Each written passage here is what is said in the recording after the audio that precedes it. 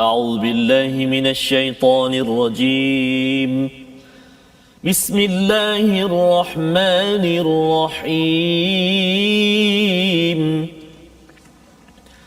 سماعون للكذب أكالون للسحت فإن جاءوك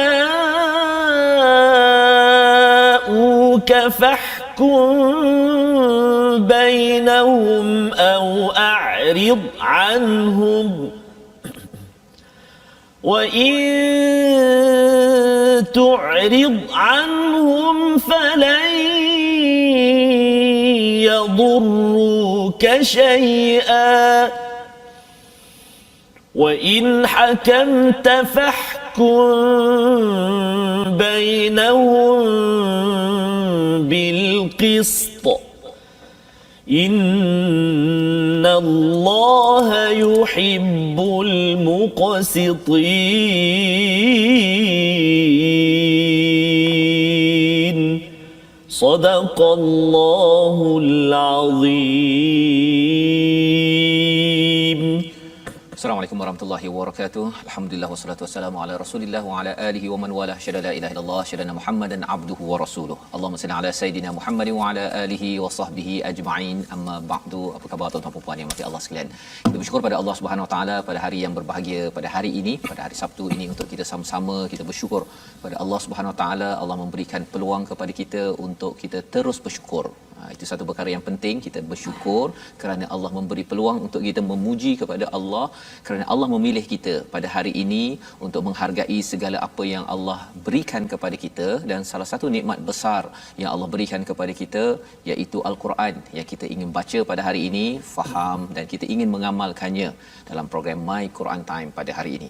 Dan kita sudah pun melewati 5 halaman pada minggu ini, halaman 115 hingga 119, yang kita ingin sama-sama mengulang kaji, melihat, menyimak, memastikan bahawa apa yang disampaikan oleh Allah dalam surah Al-Maidah ini betul-betul benar-benar kita jiwai, benar-benar kita insafi agar kita boleh bawa dalam kehidupan kita seharian. Pada hari ini kita bertuah bersama dengan Al-Fadhil Ustaz Dr. Ahmad Sanusi. Apa khabar Ustaz? Ahlan wa sahlan ya. Sudi terus menasihati dan berkongsi insya-Allah Ustaz ya. Dan bersama dengan Ustaz Tarmizi Abdul Rahman. Apa khabar Ustaz? Alhamdulillah Ustaz. Rasa semangat ni Ustaz. Semangat Ustaz. Rasa bersama murabi kita ni. Ya. Guru saya dulu Ustaz. Masya-Allah. Ustaz Dr. Ahmad Sanusi Azmi. Dan penting kita berguru ni Ustaz ya. Dalam keadaan sekarang ini kita bertiga bersama, kita berdua bersama dengan Ustaz Ahmad Sanusi. Dan bagi tuan-tuan sebenarnya ada ustaz-ustaz, ada pakar-pakar ya, ilmu masing-masing di sekitar kawasan masing-masing, di universiti, di masjid, madrasah, perlu kita manfaatkan Ustaz ya.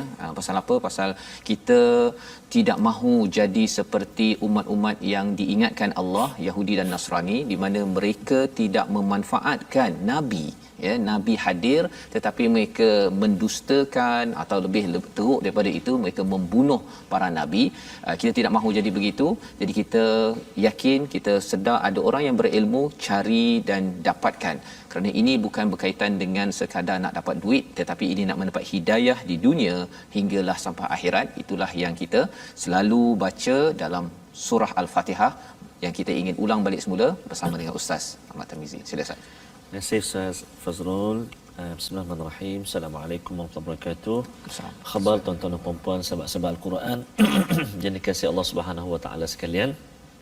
Alhamdulillah bertemu kita pada pagi ataupun pada tengah hari yang barakah ini, pastinya dengan Al-Quran. Dan sahabat-sahabat yang berada di rumah barangkali sekarang dalam suasana PKPB barangkali semua. Jadi mudah-mudahan terus bersemangat dan terus bermohon dan munajat kepada Allah Subhanahu Wa Taala. Mudah-mudahan Allah Subhanahu Wa Taala kurniakan perlindungan kepada kita semua insya-Allah. Fadhil Ustaz Dr. Ahmad Sanusi, izinkan saya mulakan dengan Ummul Quran Ustaz. Silakan. Tuan-tuan, sahabat-sahabat semua, mari kita baca surah Al-Fatihah sama-sama insya-Allah. A'udzu billahi minasy syaithanir rajim. Bismillahirrahmanirrahim. Alhamdulillahi rabbil alamin. الرحمن الرحيم مالك يوم الدين إياك نعبد وإياك نستعين اهدنا الصراط المستقيم صراط الذين أنعمت عليهم غير المغضوب عليهم ولا الضالين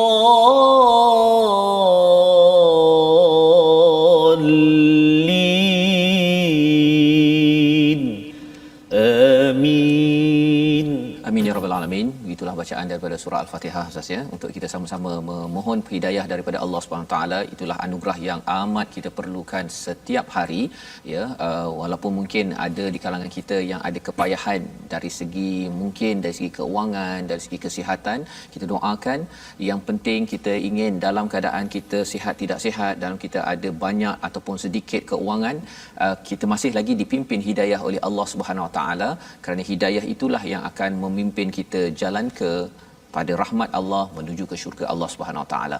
Dan pada hari ini kita ingin mengulang kaji pada halaman 115 ya, di mana ayat yang dibacakan awal tadi oleh Ustaz Ahmad Tarmizi pada ayat 42 muka surat 115 yang bermaksud mereka sangat suka mendengar berita bohong, banyak memakan makanan yang haram. Jika mereka orang Yahudi datang kepadamu untuk meminta keputusan, maka berilah keputusan di antara mereka atau berpalinglah daripada mereka, maka mereka tidak akan membahayakanmu walaupun sedikit. Ini adalah sambungan daripada perbincangan kita minggu lepas pada halaman 114 bercerita tentang fitnah ya. Fitnah yang paling perlu kita faham ialah fitnah syirik kepada Allah Subhanahu Wa Taala, dan syirik inilah yang dimanifestasikan, yang disampaikan melalui habit tabiat harian mereka, iaitu yang pertama, kita tidak mahu di kalangan orang jadi seperti Yahudi dan Nasrani ini. Mereka dapat kitab tetapi cara mereka suka dengar berita bohong ya, mereka suka dengar. Jadi bila selalu dengar, kesannya mereka juga berbohong ataupun mendustakan nabi-nabi. Akaluna lis-suht, akaluna lis-suht ya, di sini tidak ada perkataan wow di situ ya, maksudnya ialah tidak ada perkataan dan. Jadi ceritanya mereka suka mendengar berita bohong, memakan harta suht. Ya, bukan harta batil tapi suht. Apa sebenarnya beza di antara suht dan juga batil yang kita jumpa dalam surah Al-Baqarah ataupun dalam ayat-ayat lain? Kita ingin bersama dengan Ustaz Dr. Ahmad Sanusi. Ustaz, kalau boleh dicerahkan beza di antara batil dan suht ini agar kita ambil pelajaran pada era ini. Sila Ustaz. Baik, terima kasih Ustaz Fazrul. Ini juga satu pemerhatian ataupun tadabbur yang menarik. Kerana dalam Quran mula-mula Allah Taala kata wala taqulu amwalakum bainakum bil batil. Jangan kita makan makanan secara batil. Kemudian yang kat sini Allah Taala kata akaluna lis-suht, iaitu mereka memakan dengan makanan dengan jalan suhud. Dalam tafsir Tantawi, Syekh Tantawi ada menjelaskan maksud suhd ni sebenarnya maksudnya apa. Iaitu dari aspek bahasa sebenarnya as-suhd ini adalah huwa kullu ma khabutha kasbuhu wa qabuha masdara, iaitu segala yang buruk sumbernya dan teruk dia punya sumbernya. Ini yang pertama dari aspek bahasa, iaitu segala mana yang tak elok, yang tak elok sumbernya. Kemudian yang menariknya adalah apa yang dihuraikan oleh Al-Imam Qurtubi. Al-Imam Qurtubi ada memberikan satu definisi yang mudah tentang as-suhd ini adalah, iaitu dia kata as-suhtu fil lughah asluhu al-halak, iaitu suhd ni sebenarnya maksudnya membinasakan. Sebab itulah dalam Quran Allah Taala kata fayushitakum bi'azab, kamu akan dibinasakan dengan azab. Yang menariknya kat sini kalimah suhd ni seakan-akan membawa maksud mereka memakan sesuatu yang membinasakan mereka. Mereka memakan sesuatu yang membinasakan mereka. Jadi sebenarnya apa yang membinasakan mereka ni? Perkara ni diperincikan di dalam hadis. Dalam hadis Rasulullah pernah sebut kepada para sahabat, Rasulullah kata kepada para sahabat, dia kata kullu lahmin nabata minas suhd, setiap daging ni yang ditimbulkan ataupun membesar dengan suhd, dengan perkara haram ni ataupun yang tak elok ni, fannaru aula bihi, maka neraka lebih teruk, lebih layak untuk mereka tu sendiri. Jadi kat sini para sahabat tanya, qalu wa masuhtu ya Rasulullah. Sahabat tanya, suh ni apa Rasulullah? Dia orang pun mungkin barangkali baru pertama kali dengar. Lalu Rasulullah kata ar-rishwah fil hukmi. Yang ni yang agak ganas juga saya kira sebenarnya tentang definisi suh ni. Iaitu yang dimaksudkan dengan suh ni adalah ar-rishwah fil hukmi, iaitu kita memberi rasuah dalam perkara untuk mendapatkan pengadilan ataupun penghakiman. Yang ni yang paling kita kena perhatikan, jangan sampai kita terambil rasuah di dalam perkara kita menentukan hukum, kerana betul lah kata Rasulullah, as-suhtu ni membinasakan.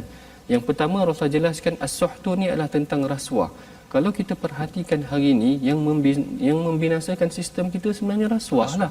Maknanya kerajaan ataupun kita telah membina satu sistem yang sangat cantik dari aspek perolehan dan sebagainya, tiba-tiba ada orang datang rasuah, katakan macam tu, ada orang potong tengah makan rasuah, dia merosakkan sistem, al-halak, merosakkan sistem. Ini yang pertama tentang maksud suh, iaitu perkara yang membinasakan. Berbanding dengan batil itu tadi adalah gambaran umum tentang perkara yang batil, yang rosak ataupun yang tidak elok sahaja. As-suhtu ni tadi Rasulullah perincikan dengan kaedah yang lebih terperinci. Yang pertama adalah rasuah. Kemudian yang kedua juga pernah juga disebutkan as-suhtu ni adalah berkenaan tentang riba. Riba ni semua sebenarnya adalah membinasakan juga, kerana dia merosakkan sistem perniagaan tu sendiri. Maknanya orang ambil untung ataupun menganiaya orang lain, menganiaya orang lain. Dan yang ketiga yang juga disebutkan oleh ulama sebagai as-suh ni adalah mahrul baghi. Mahrul baghi ni adalah upah yang kita berikan untuk melakukan penzinaan ataupun bayaran kepada pelacur ataupun bayaran kepada keuntungan kepada pelacuran. Perkara ni memang betul-betul membinasakan wanita, membinasakan maruah seseorang, merosakkan masyarakat. Betul Allah Taala kata mereka ni suka makan perkara-perkara yang as-suh, iaitu as-suh ni adalah membinasakan. Batil secara umumnya adalah tentang perkara yang rosak, yang tak elok dan sebagainya. Tetapi dalam perkara ni Allah Taala nak ceritakan as-suh ni adalah yang merosakkan, yang membinasakan. Dan bila bercakap tentang sumber yang tidak yang rosak ini Ustaz ya, maksudnya itu adakah termasuk judi sekali? Ya. Kalau kita nak ikutkan, sebenarnya ayat Quran dalam Quran sendiri secara spesifik sebut tentang maisir, maknanya perkara yang kita katakan sumber-sumber yang merosak. Judi ni masya-Allah, kalau kita tahu dia bukan saja merosakkan diri seseorang, sistem kekeuangan seorang, kadang-kadang dia melumpuhkan sistem kekeluargaan juga. Habis kalau seorang rosak, bukan dia je yang rosak, maknanya dengan anak-anak isteri dia semua tak dapat semua yang tepatnya. Ni yang kita kena perhatikan betul-betul dalam masyarakat. Bila Ustaz cakap perkara begini, sebenarnya dia berkaitan dengan sistem ekonomi di dunia ini kan. Maksudnya dengan contohnya riba memang berada di mana-mana. Bank ya kebanyakannya wujud hanya dengan memanfaatkan riba ya. Yang keduanya kalau bercakap tadi tentang bayaran kepada melakukan perkara kekejian itu, industri pornografi adalah satu industri yang amat besar di dunia. Kalau cakap tentang sumber haram lagi maisir, itu judi memang di mana-mana ya. Kalau dulu saya pernahlah lalu Las Vegas kan, dan saya nak pergi daripada Indiana ke California kan, Las Vegas di tengah-tengah. Jadi orang kata pergi Las Vegas lalu je kan. Dan Las Vegas ada masjid kan, bukanlah Las Vegas mestilah tu, tapi orang dah mindsetnya Las Vegas itu memanglah tempat judi kan.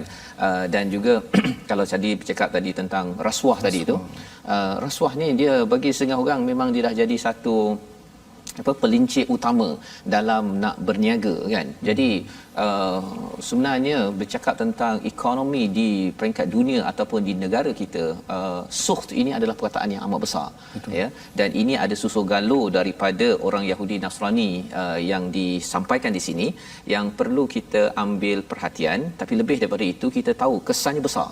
Bukan sekadar cakap orang Yahudi ni suka makan suht, bukan sekadar itu kan. Tapi sebenarnya zaman kita ini banyak sangat perkara yang berkaitan dengan ini. Ia adalah satu perjuangan bagi tuan-tuan yang mengikuti My Quran Time ini untuk kita sama-sama periksa dalam sistem kita. Kita baru saja dibentangkan dengan belanjawan Ustaz ya. Belanjawan ini maksudnya dia memang cantik di atas kertasnya itu, tapi cabarannya bila ada orang yang suka tengok belanjawan itu dari segi suht. Peluang-peluang macam mana saya nak rembat kan, RM1 yang sepatutnya sampai pada orang miskin tapi sampai 10 sen ya Ustaz. Disebabkan oleh perkara ini perlu kita bantras, dan ini pelajaran yang perlu kita ambil. Dan menarik lagi pada ayat 42 ini, di hujung itu ada Allah menyatakan fahkum bainahum bil qist ya, innallaha yuhibbul muqsitin, ya, diterjemahkan dalam Quran Amazing ini, orang-orang yang adil, Allah suka, cinta pada orang yang adil. Tapi perkataan qist ini berbeza dengan adil. Kita tengok qist ini ada dalam surah Al-Baqarah, ada dalam surah An-Nisa, ya, ataupun surah Ali Imran pun ada, surah An-Nisa pun ada, surah 2, 3, 4, 5 surah pun ada, surah Al-An'am pun ada, surah Al-A'raf pun ada. Jadi qist ini Ustaz, ya, pasal dah alang-alang berbicara tentang sukht ini, cuba Ustaz cerita sikit, cerita qist ini sebenarnya apa sebenarnya. Baik, terima kasih atas soalan menarik ini. Maknanya betul juga dah, kalau kita dah sebut tentang perbandingan al-adlu wal qistu, sebenarnya al-qistu ni sebenarnya fokusnya kepada apa? Bila kita perhatikan dalam Quran, sebenarnya perkataan al-qistu ni merujuk kepada isu-isu ataupun perkara-perkara yang melibatkan hak secara praktikal, ataupun kita memberikan secara praktikal hak tu tadi. Sebagai contoh, saya bagikan contoh dalam Quran, Allah Taala kata wa'uful kaila wal mizana bil qisti, maka sempurnakanlah timbangan dan mizan tu tadi dengan sempurna ataupun dengan adil ni tadi.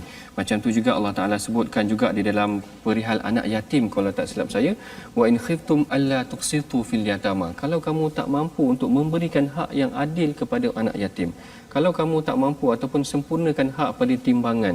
Maknanya perkara-perkara begini, kalau diperhatikan dalam ayat-ayat yang lain pun Allah Taala kata liyaqumal linnasi bil qisni, liyaquman nas bil qisni, berikan hak kepada manusia dengan adil, menunjukkan perkataan al-qisti ni sebenarnya seakan-akan merujuk kepada pemberian secara praktikal dengan adil kepada anak yatim, kepada kesempurnaan tentang mizan timbangan. Jangan menipu timbangan. Dulu kalau saya kat Mesir, kadang-kadang Arab Mesir ada juga depan kita pun dia boleh buat. Saya pun heran juga macam mana tega juga Arab ni kadang-kadang. Dia buat macam mana Ustaz? Dia letakkan barang-barang yang kadang-kadang memberatkan timbangan. Kadang-kadang anggur tu dah basah ke, ataupun perkara-perkara kita pun perasan tadi aku minta yang ni, dia ambil yang lain, kemudian dia letak yang dah basah ke, yang dah buruk sikit kat bawah ke, dia letak. Dan kita tahu dah kadang timbangan tu dia boleh adjust. Tapi depan kita pun dia boleh buat, dan dia buat muka selamba je. Ya, Masya-Allah, ini yang saya bimbang. Tapi kalau kita baca Al-Quran depan dia orang marah. Maknanya sebab dia faham Al-Quran, jadi dia boleh marah pula bila kita kata wa'uful kaila wal mizan, dia marah pula. Jadi dia taklah. Ini kerana masalah Arab, maknanya dari aspek timbangan, anak yatim dan keadilan dengan manusia secara umumnya. Ya. Jadi pengalaman Ustaz tu menarik lah, ya, pasal dekat bumi Mesir ni dia ada kisah Nabi Yusuf, ada kisah Nabi Musa, tapi ada kisah Firaun juga kat situ kan, ya. Jadi kita yakin bahawa di Mekah pun sama, dan di negara kita, ya, maksudnya kita selalu kena mengambil pelajaran daripada wahyu, barulah kita boleh bersama dengan Nabi Musa dan juga Nabi Muhammad. Kalau tak ambil panduan wahyu ini, walaupun nama di atas kad pengenalannya Ahmad Ustaz, ya, tapi khawatir nanti tiba-tiba dia ada Pak On dekat depan di akhirat nanti, rupanya jadi pengikut Pak Firaun kan, disebabkan tidak mengikut wahyu yang Allah sampaikan. Jadi ini panduan, dan dalam halaman 115 hingga 119 ini banyak bercerita tentang pentingnya berhukum kepada Allah, menjadikan Allah sumber hukum. Pasal surah Al-Maidah ni Ustaz, ya, dia doktor, dia di ketika kemenangan, kan, ketika kemenangan, jadi menang pun jangan nak buat perangai sendiri, kena berhukum dengan Allah. Kalau tidak, pada ayat 45 di hujung itu Allah kata kalau tidak berhukum dengan hukuman Allah digelar sebagai zalim. Kalau di hujung ayat 44 itu, 44 dulu, iaitu digelar sebagai kafirun, ayat 45 zalimun, dan pada halaman 116 itu di hujung ayat 47 itu Allah menggelarkan sebagai fasiqun. Jadi mungkin Ustaz Tarmizi kita baca satu ayat daripada ayat 47 itu. Okey. Kemudian nak minta Ustaz Dr. Ahmad Sanusi asingkan ataupun jelaskan kafir ini apa, zalim ini apa, fasik ini apa. Pasal ada orang yang gunakan ayat ini, dia bila orang tu off tak menerima, belum tolak lagi, tak menerima sikit je keluar apa kafirun, zalimun, fasikun dalam ceramah. Jadi mudah ke nak guna istilah itu? Nanti doktor akan jelaskan. Kita baca dahulu ayat 47. Baik, terima kasih kepada Ustaz Fazrul. Yang saya kasih kepada Ustaz Dr. Ahmad Sanusi, semua sahabat-sahabat Al-Quran, tuan-tuan dan puan-puan. Ayat yang kita nak baca sekarang ni adalah ayat yang ke-47, ya. Ayat 47 yang terletak di muka surat 116. Dalam ayat ni ada dua kali kalimah yahkum, wal yahkum wa man lam yahkum. Wah, menarik, dan ada satu kalimah fasiqun. Al-fasiqun yang Ustaz Fazrul ulang tadi, fasiqun, kafirun, zalimun tadi, ada kat sini ada al-fasiqun. Jadi mari kita baca dulu ayat yang ke-47 ni insya-Allah. أعوذ بالله من الشيطان الرجيم وليحكم أهل الإنجيل بما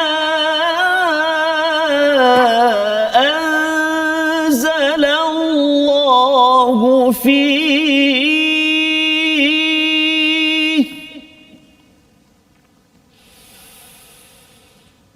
ومن لم يحكم بما أنزل الله فأولئك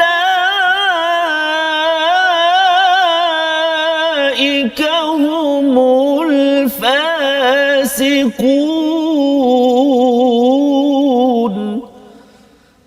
صدق الله العظيم. Dan hendaklah pengikut Injil memutuskan perkara mengikut apa yang diturunkan Allah di dalamnya. Barang siapa tidak memutuskan perkara mengikut apa yang diturunkan oleh Allah, maka mereka itulah orang-orang yang fasik. Jadi dalam ayat ini ada ahlul Injil, ya Ustaz ya, doktor, mungkin satu panduan kepada pembaca ataupun pendengar, iaitu ini ayat ni untuk orang Kristian je kot, ahlul Injil kan, tak ada pelajaran untuk saya ataupun macam mana, satu. Tapi tadi istilahnya yang kafirun, zalimun, fasikun, gelaran itu, nama itu besar. Bezanya apa, dan adakah kalau katakan orang Islam tu dia tak berhukum dengan apa panduan daripada Allah, yang jenis macam mana yang mendapat gelaran amaran ini sebenarnya? Sila doktor. Baik, terima kasih Ustaz Fazrul. Sebenarnya penghuraian ulama berkenaan tentang ayat ni agak luas dan panjang, tetapi saya suka untuk memetik apa yang pernah disebutkan oleh Al-Imam Abu Zahra. Al-Imam Abu Zahra di dalam tafsirnya menghuraikan ada 3 pandangan ataupun ayat ni menceritakan tentang kesan yang berbeza, ada 3 kesan yang berbeza. Kesan yang pertama adalah bila Allah Taala kata faulaika humuz zalimun, ataupun yang pertama Allah Taala kata faulaika humul kafirun. Kemudian yang kedua Allah Taala kata faulaika humuz zalimun, dan yang ketiga Allah Taala kata faulaika humul fasiqun. Baik. Sebenarnya Al-Imam Abu Zahra memberikan satu penghuraian yang menarik dari aspek konteks ayat tu. Sebab dia kata sebenarnya konteks ayat yang pertama adalah berhubung isu akidah. Isu akidah di mana Allah Taala sebut yang awal ayat, Allah Taala kata inna anzalna at-taurata fiha hudan wa nur. Iaitu Allah Taala kata kat sini kami ceritakan tentang Taurat ni kami turunkan, di dalam ni ada petunjuk. Tetapi sekiranya kamu tidak beriman dengan isi kandung Taurat tu tadi, maka kamu akan kafir. Seakan-akan Al-Imam Abu Zahra mengatakan sedemikian. Dan ayat yang kedua Allah Taala kata wa katabna fihim anna an-nafsa bin-nafsin. Yang ni pula Al-Imam Abu Zahra kata sebenarnya ayat ini merujuk dari aspek praktikal, syariat. Maknanya siapa yang tidak mempraktikkan berarti dia zalim. Maknanya yang ni yang pertama tadi dari aspek akidah, siapa yang tak buat dia ingkar, dia akan jadi kufur. Siapa yang tak praktikkan dia akan zalim, dia akan jadi zalim. Dan yang ketiganya adalah dari aspek waqaffaina ala atharihim bi Isa bin Maryam. Yang ni sebenarnya pada hakikatnya nak menceritakan dari aspek prinsip dan etika. Kerana di dalam Injil banyak disebutkan tentang prinsip, etika, akhlak, khuluk dan sebagainya. Dan orang Injil ataupun orang ahli kitab terdahulu dia tak berpegang kepada etika ni. Mereka yang berlawan dengan etika ni, melakukan perkara yang dosa, maka mereka adalah orang yang fasik. Jadi Al-Imam Abu Zahra kata 3 perkara ni adalah 3 konteks yang berbeza. Jadi tak semudahnya untuk kita kata orang tu kafir sekiranya kita tak tengok konteks bagaimana ayat tu dimaksudkan dan apa yang sebenarnya orang tu maksudkan.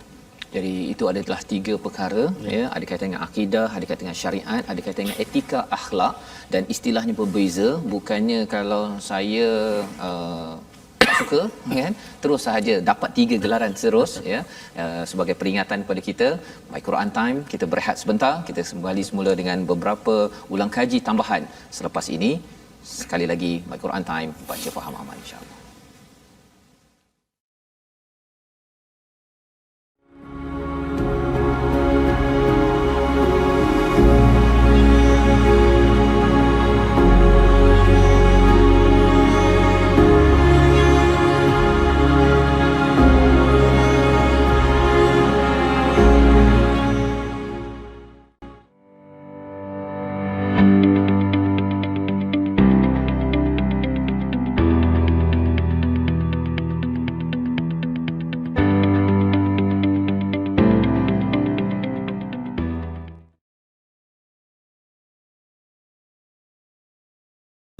أعوذ بالله من الشيطان الرجيم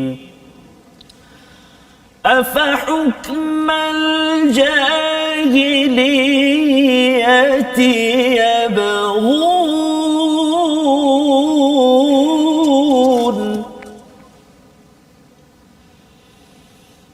ومن أحسن من الله حكما لقوم يوقنون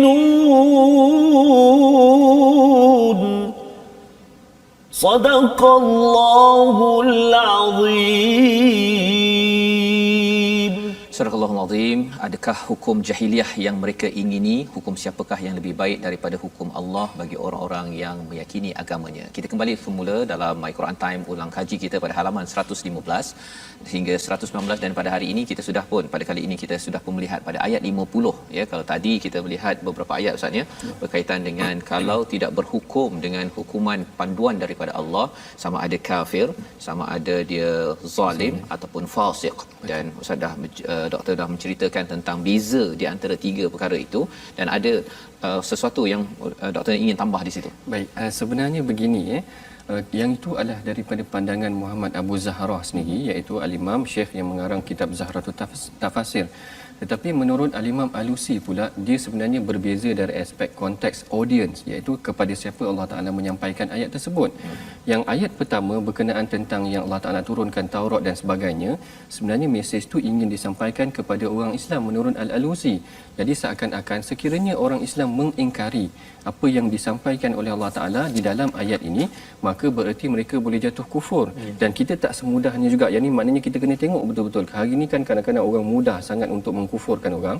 Kita kena perhatikan konteks dia, apakah dia jahat, apakah dia sebenarnya mengingkari hukum Allah. Dia kata hukum yang manusia buat lebih baik daripada hukum Allah, yang tu kita boleh kata kufur. Tapi sekiranya dia sekadar tidak mempraktikkan ataupun dia tidak berupaya untuk mempraktikkan, itu jatuh kepada yang nombor dua, yang Allah Ta'ala kata macam mana yang dilakukan juga oleh ahli kitab ataupun Yahudi itu tadi, yang mana Allah Ta'ala kata kepada mereka, wa katabna alaihim fiha anna nafsa bin nafsi. Mereka ni Allah Ta'ala suruh buat sesuatu hukum, tetapi mereka tak boleh buat ataupun mereka buat hukum lain. Kalau kita perhatikan tafsir ayat ni, maka Allah Ta'ala kata faulaika humuz zalimun. Konteksnya ataupun audience dia sebenarnya adalah pada Yahudi itu sendiri yang tidak meletakkan hukum secara praktikal. Yang ketiganya adalah berkenaan tentang Nasara ataupun orang Nasrani, orang Kristian. Yang ni Allah Ta'ala sebut secara spesifik. Wa qaffayna ala atharihim bi Isa bin Maryam. Memang fokus kepada Injil tu tadi, yang mengkhususkan kepada ahli Nasrani, yang mana mereka tidak berhukum ataupun tidak berpegang kepada apa yang Allah Ta'ala telah turunkan kepada Nabi Isa. Mereka telah fasik kerana mereka tidak berpegang dengan apa yang telah diajarkan oleh Nabi Isa itu sendiri tadi. Yang ni pandangan Alusi, yang mana saya simpulkan balik apa yang telah diungkapkan oleh Ustaz Fazrul itu tadi. Maknanya sebenarnya tak semudah-mudahnya juga kita nak kata orang tu kafir, orang tu fasik, zalim dan sebagainya. Dia berlaku dalam tiga konteks yang berbeza. Dia berlaku dalam tiga konteks yang berbeza. Dan kalau katakan konteks ayat 48 tadi itu ataupun ayat 44 ya, berkaitan dengan akidah ya, ketauhidan itu, katakan orang Islam tu dia kata bahawa hukuman daripada manusia itu lebih baik, dia nampak lebih logik berbanding hukuman daripada Allah. Pasal dia tak faham pun apa yang ada. Dia cakap tentang kalau kita kena menutup aurat. Pasal biasa orang cakap kalau hukuman daripada Allah tu mestilah potong tangan itu saja kan. Tapi menutup aurat pun hukuman hudud juga daripada Allah ya, ataupun kita mesti adil kan. Jadi dia rasa macam hukuman daripada manusia ni kita fikir dah bincang, rasa lebih logik berbanding dengan jadi isu dia tak faham. Jadi macam mana tu Ustaz? Ya, saya kira macam ni. Orang-orang yang sebegini ataupun mereka yang mengutamakan hukum yang telah ditentukan oleh manusia, sebenarnya dari aspek yang pertama sebenarnya ilmu juga. Maknanya jangan semudah kita hukum kepada mereka. Panggil mereka dalam sesi, mungkin kita jangan namakan sesi kaunseling, nanti dia orang tak nak datang. Dia kata, kena kaunseling kat dah aku ni. Jadi maknanya kena datang sesi, mungkin kita boleh kata dialog dengan dia orang. Dia orang suka dialog. Orang muda wacana, orang suka wacana sekarang. Kita panggil dia orang. Dia orang kata aurat ni tak tak kena, dia orang kata hukum Allah ni terlalu terkebelakang, dia orang kata hukum Allah ni terlalu mundur dan sebagainya, panggil dia orang berbincang. Sebenarnya apa yang digariskan oleh manusia ada sejarah dia. Undang-undang yang digariskan oleh sistem British ke Amerika ke, mungkin ada juga kelemahan dia, yang mana kalau kita perhatikan prinsip yang Allah Taala telah gariskan dalam Quran lebih sempurna. Jadi barangkali kerana kekurangan ilmu, sebab tu kita pun tak boleh juga mudah-mudah untuk menghukum orang. Maknanya kita panggil dia dalam sesi wacana, dialog, kemudian kita minta dia, kita beri penerangan. Dia tak semudah-mudahnya pada saya untuk menghukumkan seseorang tu sebagai kafir semudah-mudahnya macam tu. Jadi maksudnya pendidikan, mengajak itu lebih penting daripada berhukum, memberi hukum, ya. Betul. Jadi memberi hukum. Jadi di sini kita boleh ambil bahawa sebenarnya kita memang kita nak mengambil peraturan hakim daripada Allah Subhanahu Wa Taala, tetapi maksudnya ramai orang yang tidak faham apakah perlembagaan yang Allah turunkan. Jadi peranan kita, tuan-tuan yang berada di rumah, adalah untuk kita mengajak, mendidik, bukannya kita menghukum. Menghukum bagilah pada hakim ke, bagi pada qadi, memang tugasnya menghukum, tapi kita adalah pendakwah ataupun orang yang mengajak, mendidik. Dan salah satunya dengan My Quran Time ini, tuan-tuan boleh berkongsi, ya, kalau katakan mereka tak sempat untuk tonton, isinya itu disampaikan, dikongsikan. Ini peranan kita agar tidak kita menjadi orang yang mudah menghukum ataupun kecewa dengan orang tak faham. Rupa-rupanya proses itu tidak diberi perhatian. Dan kalau kita pergi kepada halaman 117, pada ayat 51 inilah ayat yang menjadi havoc di Indonesia, ya, yang ada setengah yang silap faham, yang melihat ayat 51 ini adalah amat kontroversi, tetapi ada kefahaman yang tersendiri yang kita perlu lihat bersama. Kita baca dahulu ayat 51 ini, dan kita akan melihat kepada istilah aulia itu apa sebenarnya, untuk kita melantik aulia ataupun sebagai pemimpin. Jom kita baca ayat 51. Ustaz, Tamizi. Baik, terima kasih Ustaz. Kita baca sekarang ni, tuan-tuan dan puan-puan, ayat yang ke 51 di halaman 117. Jadi mari kita baca sama-sama, kita ikut sama-sama insya-Allah ayat yang ke 51, ya. A'udzubillahi minasyaitonirrajim. Ya ayyuhalladzina amanu la تتخذوا اليهود والنصارى أولياء بعضهم أولياء بعض ومن يتولهم فإنه منهم إن الله لا يهدي القوم الظالمين صدق الله العظيم. Wahai orang-orang yang beriman, janganlah kamu menjadikan orang Yahudi dan Nasrani ini sebagai aulia. Mereka satu sama lain melindungi. Barang siapa di antara kamu yang menjadikan mereka sebagai aulia, wa may yatawallahum minkum fa innahu, maka sesungguhnya dia termasuk golongan mereka. Sesungguhnya Allah tidak memberi petunjuk kepada orang yang zalim. Jadi perkataan aulia ini Ustaz, ya, sebelum pergi pada perkataan aulia, tambah sikit. Alang-alang dah ada cikgu, dia tanya terus. Dalam Al-Quran ada ahli kitab, utul kitab, ya. Di sini guna perkataan Yahud wan Nasara.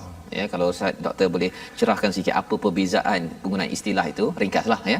Sebelum masuk kepada soalan yang utamanya, iaitu aulia ni sebenarnya apa? Adakah kalau diterjemahkan dalam Amazing ini sebagai pemimpin, jadi maksudnya ialah kalau ayat ini difahami, tuan-tuan amalkan, kalau selepas ini ada pemimpin yang al-Yahud wan Nasara, memang kita cut off, putuskan, kan. Jadi maksudnya jangan lagi ambil.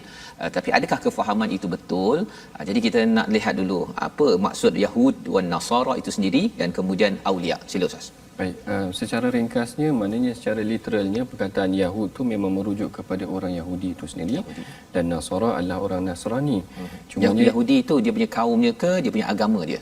Oh, Okey, kalau berkenaan tentang yang tu, secara umumnya yang saya faham dari aspek pegangan mereka. Pegangan. Kerana dia merujuk kepada intipati yang sebelum daripada ni berkenaan tentang sikap-sikap mereka ataupun kefahaman mereka, pegangan yang mereka pegang yang mengubah daripada apa yang telah ditentukan oleh Allah. Kalau kita nak kata kaum, maknanya selepas daripada itu ada juga orang Yahudi tetapi dia telah berubah pegangan dia orang macam Abdullah bin Salam, Ya. memeluk Islam. Jadi bukanlah kita kena cerca ataupun tak elok pada orang Yahudi begitu pula kan. Ya, okey. Jadi maksudnya dia dari segi kefahaman akidahnya itu, ya. Itu yang al-Yahud wan Nasara, ya. Okey, baik. Jadi kalau aulia tu Ustaz, sila. Baik. Aulia ni kalau kita rujuk kepada kitab tafsir sendiri, Al-Imam ataupun Syekh Tantawi meletakkan perkataan aulia ni pada hakikatnya membawa maksud An-Nasir, As-Sadiq ataupun Al-Habib, iaitu orang yang kita minta bantuan, iaitu kita berpegang dengan, berpaut dengan dia. As-Sadiq ni orang kita percaya pada dia, kawan kita betul-betul, teman rapat kita. Al-Habib orang kita betul kita sayang. Kalau dari aspek konteks ayat ni, aulia ni tadi maknanya mereka adalah merujuk kepada kumpulan yang mana pada hakikatnya sebab turun ayat ni adalah perselisihan antara dua tokoh besar di Madinah, iaitu Ubadah bin Samit dengan Abdullah bin Ubay bin Salul. Abdullah bin Ubay bin Salul adalah ketua munafik. Dia berpegang ataupun nak menjadikan orang Yahudi ni sebagai dia punya awliya ataupun teman rapat, tempat persekutuan, tempat bergantung mereka. Sedangkan Ubadah bin Samit kata, tak, aku nak bergantung dengan Rasulullah sahaja sekalipun aku ada teman rapat daripada Yahudi. Lalu dia bertanya kepada Rasulullah, dan barangkali ataupun yang inilah menyebabkan turunnya ayat ni menceritakan kerana kita tidak boleh berpegang ataupun menjadikan musuh Allah. Ini yang paling penting. Maknanya bukan sekadar Yahudi dan Nasara. Maknanya kalau kita sekadar ambil secara literal Yahudi dan Nasara, dia akan jadi satu masalah juga. Kerana dalam hadis yang lain Rasulullah ada juga menggunakan ataupun bersekutu ataupun bersahabat dengan Yahudi dan Nasara. Tetapi mereka yang didefinisikan sebagai Yahudi dan Nasara ni adalah mereka yang a'da'ullah ataupun a'da'uddin. Yang ni yang disebutkan di dalam tafsir Tantawi, dia kata al-musafa a'da'ul Islam, iaitu kita bermusafah ataupun kita berjabat ataupun kita berpegang, memang betul-betul apa kita nak kata, berpaut pada mereka dengan musuh Allah ni tadi. Yang ni yang kita kena fahami. Dan kemudian kalau kita nak kata tak boleh nak lantik mereka sebagai pemimpin, yang ni memang biasa ayat ni digunakan juga, tidak boleh dilantik dari kalangan golongan Yahudi dan Nasara. Yang ni kita kena tengok dari aspek bagaimana muamalah ataupun komunikasi kita dengan non-Muslim. Kalau kita perhatikan dari aspek sunnah Rasulullah sallallahu alaihi wasallam, Rasulullah sallallahu alaihi wasallam sendiri sebenarnya pada hakikatnya ada bekerjasama dengan beberapa orang yang non muslim ataupun kafir. Sebagai contoh, ketika nak berhijrah, hijrah adalah satu proses yang besar, tetapi salah satu yang menjayakannya juga adalah petunjuk jalan Rasulullah itu sendiri, iaitu Abdullah bin Uraiqid. Kemudian Rasulullah sendiri pernah menggunakan beberapa petani di Madinah, ataupun proses pertanian di Madinah ada menggunakan tenaga kerja daripada Yahudi juga. Bahkan menurut Sayyidina Anas, dia katakan gulamun yahudiyun yakhdumun nabi, dia kata ada juga seorang gulam ataupun hamba lelaki yang pernah berkhidmat kepada Nabi. Jadi kat sini kita boleh beri gambaran bahawa penggunaan ataupun muamalah, komunikasi kita dengan orang non-Muslim ni dari aspek yang sejahtera, yang untuk kedamaian, keharmonian bersama, tak jadi masalah. Mereka boleh jadi doktor, mereka boleh jadi guru kita dan sebagainya, mereka boleh bekerja dengan kita dan sebagainya. Cuma bila diambil dari aspek kepimpinan, yang ni ada perbahasannya di kalangan ulama'.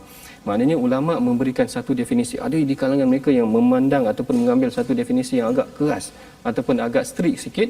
Bagi contoh Saidina Umar. Bagi contoh Saidina Umar sebenarnya, Saidina Umar pernah satu hari minta Abu Musa al-Asy'ari, Abu Musa al-Asy'ari supaya menuliskan kepada dia list ataupun sesuatu tugasan ataupun harta ataupun list lah yang diminta daripada Abu Musa al-Asy'ari, gubernur di Syam ketika itu. Lalu Abu Musa memanggil seorang penulis ataupun sekretari ataupun dia punya setiausaha dia daripada Nasrani, iaitu orang ahli Kristian, untuk menuliskan. Jadi Saidina Umar rasa heran. Umar kata, kenapa kau lantik yang orang kafir ataupun orang Nasrani ni jadi penulis?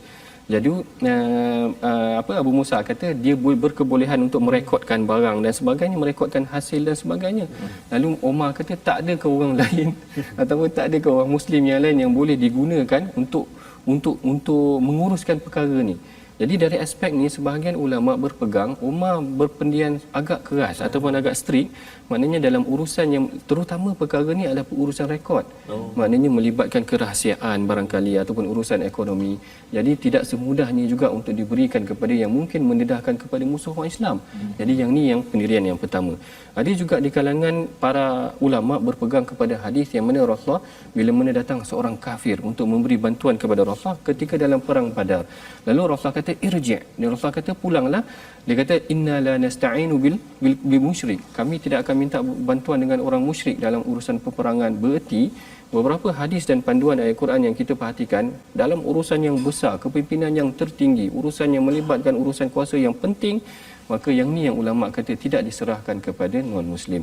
Adapun dari aspek tanfiz iaitu eksekutif ataupun perkaraan pelaksanaan, maka tidak jadi isu kerana kita perhatikan dah dalam dalil-dalil ayat-ayat Al-Quran ataupun hadis-hadislah yang ditunjukkan banyak tadi membuktikan ada penggunaan-penggunaan yang boleh dilantik dalam urusan-urusan eksekutif untuk melancarkan urusan-urusan pentadbiran negara itu sendiri. Baik, jadi jelas di sini doktor ya, maksudnya bab polisi ya, perkara tersebut polisi yang melibatkan kepada konsep aulia ini tentang berkawan ataupun keamanan, perkara-perkara ini yang memerlukan kepada perspektif tauhid yang tinggi, maka pada waktu ini pentingnya dilantik pemimpin di kalangan orang yang memahami polisi itu sendiri kan.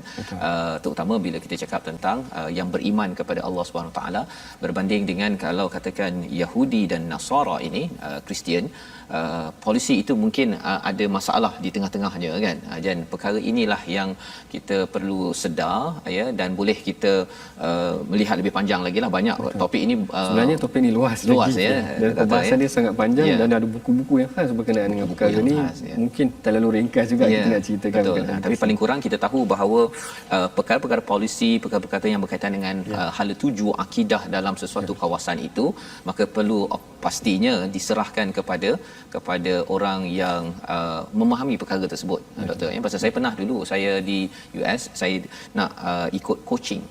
Coaching ini bukan kepimpinan tinggi kan, kepimpinan rendah je coaching. Kemudian seorang daripada coach ini terkenal lah ya, terkenal.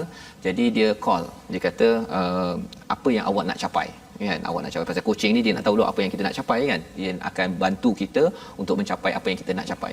Jadi saya cakap lah, saya nak gaji begini, biasalah coaching ni nak gaji begini, nak bahagia keluarga begini, gini. Tapi satu lagi saya cakap saya nak masuk syurga, saya kata. Lepas tu dia terdiam kan. Dia kata what do you say, paradise, dia kata.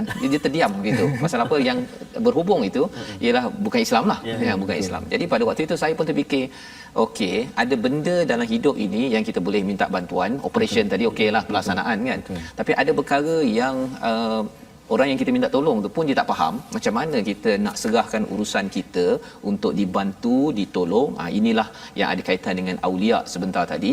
Pasal kita bercakap tentang bukan sekadar nak hidup di sini, tetapi hidup kita nak sampai ke syurga. Kalaulah kalau tadi tu coach tadi tu dia faham pasal syurga neraka, ayat-ayat tu semua dia hafal tu, kira saya yakin sikitlah kan. Tapi bila dia cakap begitu, dia dalam tulisan itu memang cakap dia dah bantu ramai orang dan sebagainya, tapi rupa-rupanya itu tidaklah sesuai untuk menjadi coach kepada saya. Jadi akhirnya saya kata nampak gayanya orang Islam perlu belajar kemahiran coaching ini. Kerana apa? Ramai orang ada masalah kalau ia tidak dicerahkan dengan ketauhidan dan juga akidah yang betul dalam coaching, dalam pendidikan, dalam pengurusan harian, apatah lagi bercakap tentang kepimpinan. Kita khawatir nanti kita bumi dan langit polisi yang dipegang ya. Kita belajar dalam ekonomi ke dalam pelbagai teori pun ada perbezaan, apatah lagi kalau kita bercakap tentang aulia. Jadi ini panduan ringkas kita yang kita boleh baca lagi, dalami lagi pada halaman 117, dan kita nak bergerak kepada satu lagi pada halaman yang ke 100, satu ayat pada ayat halaman 117 ayat 54 ya. Ayat 54 iaitu ayat berkaitan dengan mayyartadda minkum an dini ya. Mungkin Ustaz Tarmizi boleh baca Ustaz, ayat 54. Terima kasih Ustaz. Agak panjang ayat ni. Panjang. Walaupun dia satu ayat tapi dia dalam empat baris ya. Jadi mari kita cuba baca ayat yang ke-54 dan saya akan berhenti nanti wakaf-wakaf yang dipandu mengikut al-Quran yang dipaparkan nanti kita sama-sama ikut insya-Allah. A'udzubillahi minasyaitonirrajim. Ya ayyuhalladzina amanu man yartadda minkum an dinihi fasawfa ya'ti Allah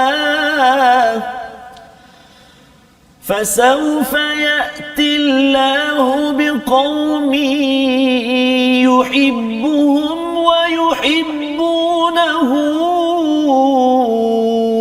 أذلة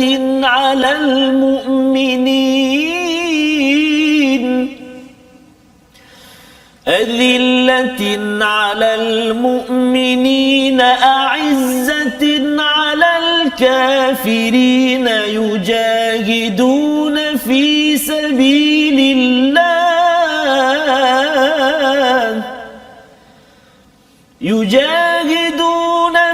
سبيل الله ولا يخافون لومة لائم ذلك فضل الله يؤتيه من يشاء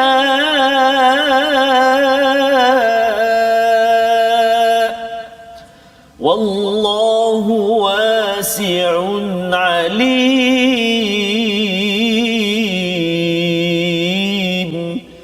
صدق الله العظيم. Surah Al-Azim ayat 54. Wahai orang-orang yang beriman, barang siapa di antara kamu yang yartadda, iaitu murtad, keluar dari agamanya, maka kelak Allah akan mendatangkan suatu kaum, dia mencintai mereka dan mereka pun mencintai Allah Subhanahu Wa Taala, dan bersikap lemah lembut terhadap orang-orang yang beriman, bersikap tegas terhadap orang-orang kafir, berjihad di jalan Allah dan tidak takut pada celaan orang-orang yang suka mencela. Itulah Quran Allah yang diberikannya kepada siapa yang dia kehendaki, dan Allah Maha luas lagi Maha mengetahui. Jadi dalam ayat ini Allah memberi satu penerangan, ya, siapa yang yartadda minkum an dinih, maka Allah akan gantikan dengan satu kaum yang ada ciri-ciri positif kebaikan yang disampaikan. Cuma dalam ayat ini doktor, kalau boleh dicerahkan, ini maksud yartadda ini murtad yang jenis macam mana ni, kan? Adakah murtad keluar tukar agama, ataupun tukar syariat ke, ataupun akhlaknya tu tak berapa okey, macam mana tu? Silakan. Baik, kalau kita rujuk kepada tafsir, Al-Imam ataupun Syekh Tantawi ada menceritakan secara definisinya dari aspek bahasa. Dia kata mayyartadda ni membawa maksud al-irtidad. Al-irtidad ni maksudnya rujuk ilal khalaf, maknanya dia kembali balik kepada ke belakang, kepada zaman jahiliah mereka. Secara asasnya pada saya adalah dari aspek prinsipnya, kerana mereka telah diberikan penerangan dari aspek tentang akidah yang benar, tentang polisi-polisi yang benar dari aspek syariah, tentang akhlak yang sempurna yang bercanggah dengan apa yang digariskan ketika zaman jahiliah, tetapi mereka kembali juga balik kepada zaman jahiliah, maka mereka ini adalah golongan yang betul-betul telah kembali balik kepada ke belakang. Jadi maksudnya secara ringkas doktor, ya, maksudnya yartadda kembali kepada jahiliah, kembali ke belakang. Inilah yang menyebabkan Allah akan gantikan, ya, dengan pihak yang lebih berpegang kepada iman. Yang kita ingin doakan sama-sama daripada pelajaran ulang kaji kita pada hari ini, agar kita jangan patah balik, jangan pandang belakang, terus ke depan. Doktor, kita akhirkan majlis kita pada hari ini dengan doa ringkas agar kita tidak pandang ke belakang lagi. Sila doktor.